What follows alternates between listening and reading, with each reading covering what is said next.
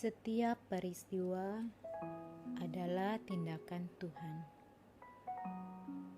Apakah kamu membayangkan bahwa sebuah peristiwa itu dapat terjadi apabila aku tidak menghendakinya? Apakah kamu kira dapat mengangkat jari kelingkingmu apabila aku memilih agar kamu tidak melakukannya? Kamu tidak dapat berbuat apa-apa kalau aku menentangnya.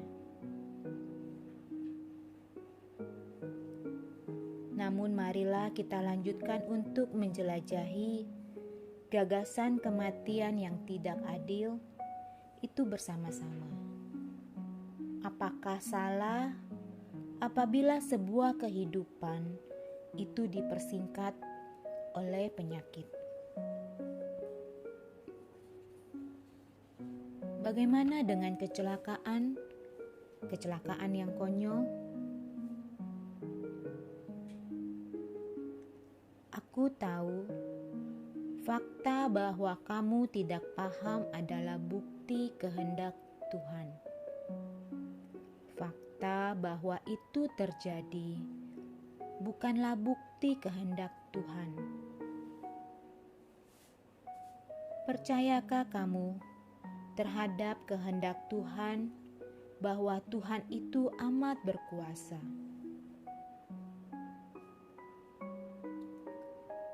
Sudah jadi kehendakku bahwa kamu sekalian mempunyai pilihan bebas. Namun bukan kehendakku agar kamu dihukum tanpa henti, tanpa akhir. Jika kamu tidak membuat pilihan yang kuinginkan. Jika itulah masalahnya, seberapa bebasnya kubuat pilihanmu itu?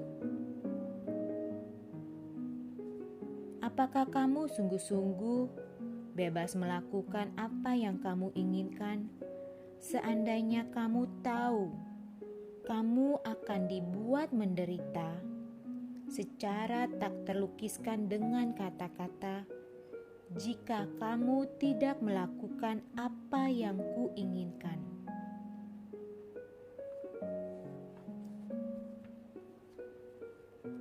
Tapi siapa yang membuat hukum alam itu? Dan jika kita bisa menyepakati bahwa aku harus meletakkannya di tempatnya, mengapa aku menempatkan hukum semacam itu, lalu memberimu kuasa untuk mengatasinya? Jika aku tidak ingin kamu terpengaruh olehnya, seandainya sudah jadi kehendakku bahwa keberadaanku yang indah ini tidak pernah harus menderita, mengapa aku akan menciptakan kemungkinan bahwa kamu bisa? Mengapa aku harus mencobai kamu siang, malam hanya untuk melanggar hukum yang telah kutetapkan?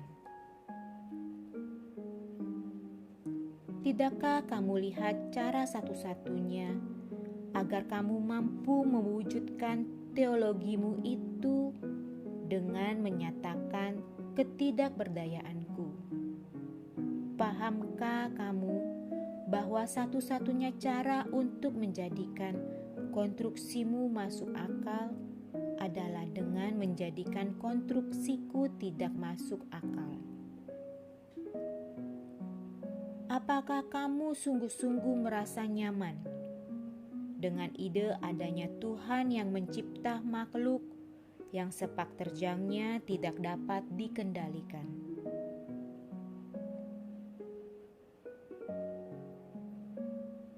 Tapi mengapa? Mengapa aku mau melakukannya? Jika aku tidak ingin kamu kembali padaku.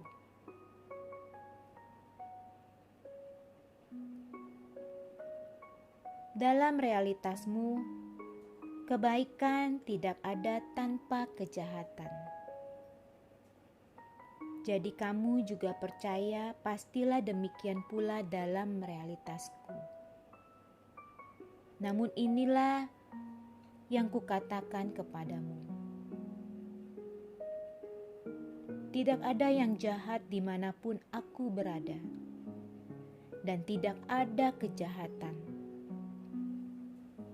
Yang ada hanya semua dari segala sesuatu, kesatuan dan kesadaran, pengalaman, hanya itu.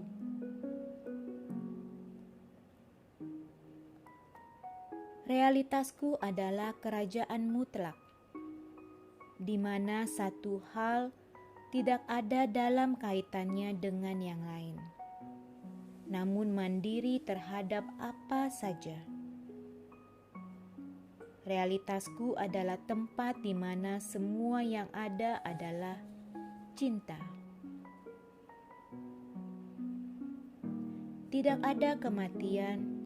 Kehidupan akan berlangsung selamanya dan selama-lamanya.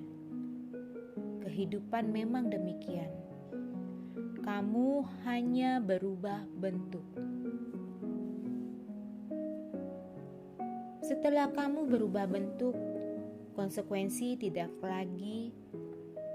Yang ada hanyalah mengetahui. Konsekuensi adalah unsur reaktivitas. Konsekuensi tidak memiliki tempat di dalam yang mutlak, karena konsekuensi bergantung pada waktu yang linear dan peristiwa yang runtut. Semuanya ini tidak ada dalam kerajaan yang mutlak. Dalam kerajaan itu, tidak ada apa-apapun kecuali kedamaian, kegembiraan, dan cinta. Dalam kerajaan itu, akhirnya kamu akan mengetahui kabar gembira itu, yaitu bahwa iblismu tidak ada,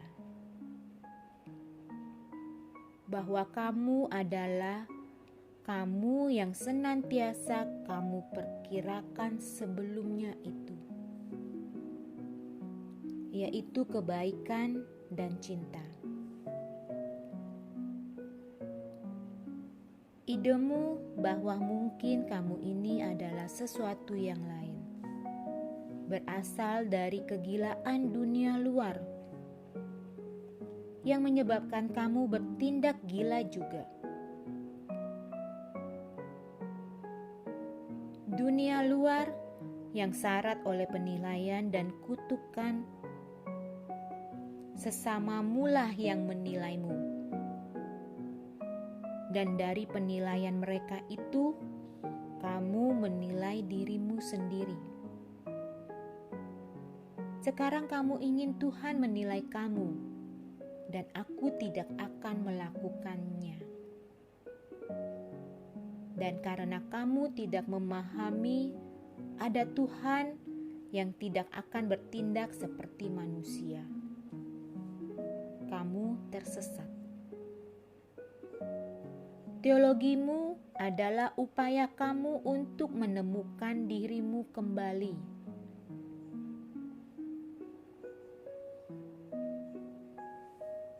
Segalanya bergantung pada apa yang kamu pahami sebagai tujuan hidup. Dan karena ini adalah dasar teologi.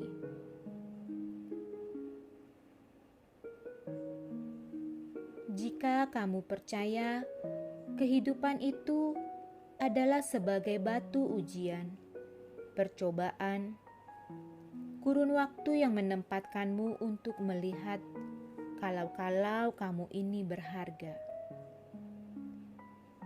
maka teologimu itu mulai bermakna. Jika kamu percaya bahwa kehidupan ini adalah sebagai peluang, proses melalui mana kamu menemukannya, ingatlah bahwa kamu ini berharga dan akan selalu berharga, maka teologimu itu tampaknya tidak waras.